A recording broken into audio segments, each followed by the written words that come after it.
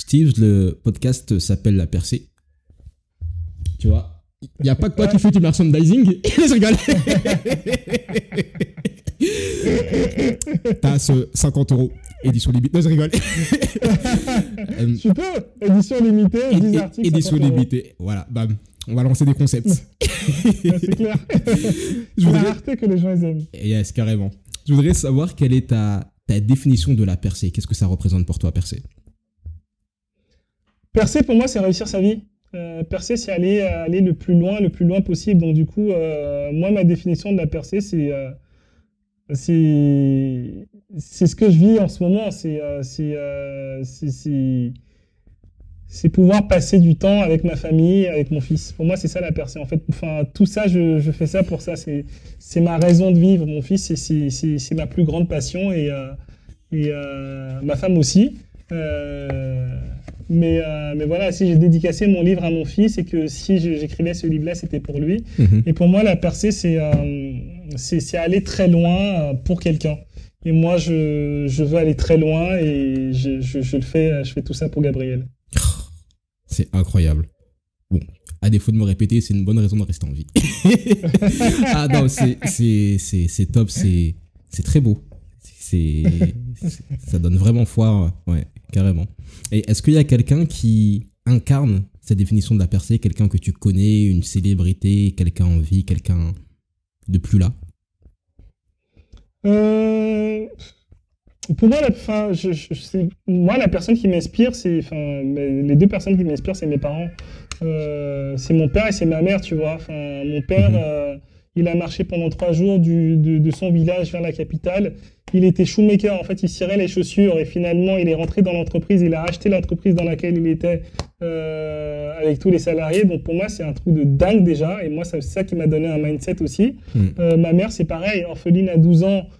Qui se nourrissait dans les poubelles de son village et que finalement elle a réussi à être le leader maintenant de l'import-export de wax au Bénin. C'est un truc de dingue. Sinon, pour une personne que je connais pas, que j'ai suivi, que je suis et que je regarde, pour moi c'est comment il s'appelle? Enfin, j'en ai 2. Le premier, c'est Barack Obama. Parce que Barack Obama, je pense que c'est l'un des leaders les plus impactants de sa génération. Le premier président noir, avec tout ce qu'il a fait, c'est juste hallucinant. Et la deuxième personne, c'est le champion là faudrait que tu l'interviewes. J'adorais écouter ton interview avec lui. J'adorais l'interviewer en plus. Comment il s'appelle? C'est Yannick. Ça te parle ou pas? Yannick, il fait quel sport? Il a remporté le championnat de MMA. En fait, c'est un mec qui a nagé. Attends, je vais le trouver. C'est un mec qui a nagé. Francis Ganon. Ok. En fait, c'est un mec qui a nagé, qui est parti de chez lui et qui a fait à la nage pour venir en Europe. Il s'est fait arrêter. On devait le retourner chez lui. Bref, histoire de dingue où il a réussi à s'enfuir. Après, il est parti aux États-Unis. Il a fait du sport. Et en fait, aujourd'hui, ce mec-là, il est champion. Il est UFC Heavyweight Champion of the World. Il est champion du monde du UFC. Et ce mec,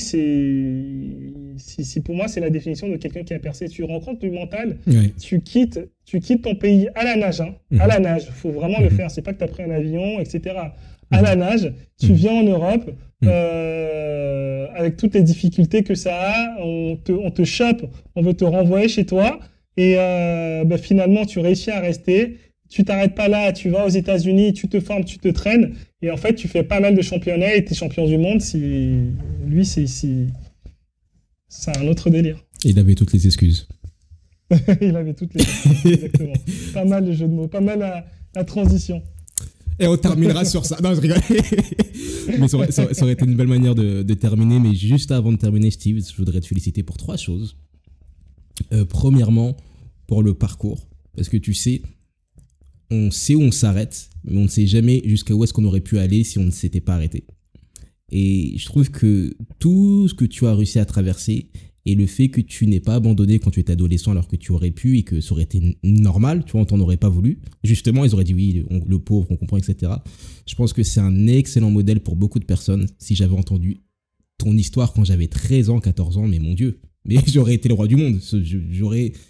En termes de mindset, ça aurait été extrêmement puissant. Donc je suis très content de ce parcours, du fait que tu n'es pas abandonné. C'est la première chose pour laquelle je voudrais te féliciter. La deuxième chose, c'est tout simplement pour le fait que tu te ne limites pas à une seule chose. Tu sais, quand moi, par exemple, je suis artiste, je suis entrepreneur, je fais de la danse, je fais beaucoup de choses. Et souvent, tu peux te dire, ouais, je fais trop de choses, je devrais pas faire ça, je devrais faire qu'une seule chose, etc. Et tu te rends compte que la vie, elle est longue et que tu peux faire plusieurs choses, qu'elle se complète et que ça ne fait pas toi forcément une personne dispersée. Tu vois, ça peut faire du sens. Il y a des connexions et c'est bien, tu vois, de voir des parcours comme ça, des multipotentiels, des personnes qui réussissent dans différents domaines et qui sont jeunes encore, parce que ça te montre que tout est possible, qu'il faut juste se donner les moyens. Et ça fait du bien d'entendre ça et de voir ça. Et pour finir, la troisième chose, c'est tout simplement ton travail de postérité que tu es en train de faire. Quand tu écris un livre, c'est quelque chose qui te survit. Il est papier, il est là, il est là pour le petit Gabriel, il va être là pour d'autres personnes, quelqu'un va peut-être tomber dessus dans 20 ans et ça va changer sa vie. Et j'ai beaucoup de respect pour tous les gens qui créent du contenu, que j'apprécie ou que j'apprécie pas, mais juste le fait de créer du contenu, parce que tu fais un peu partie de la BO de la vie de certaines personnes. Encore plus si tu deviens best-seller bientôt. Voilà. Voilà ce que j'avais à dire, Steve. Merci beaucoup Anthony, c'est adorable et en tout cas merci à toi parce que c'est pareil, toi tu crées du contenu, c'est beaucoup de travail de faire des podcasts, d'interviewer, de prendre de ton temps. Le temps c'est de l'énergie, le temps c'est de l'argent, donc de prendre de ton temps pour interviewer des personnes, pour leur accorder ton temps et pour apporter de la valeur aux personnes qui t'écoutent. Donc je trouve ça extraordinaire.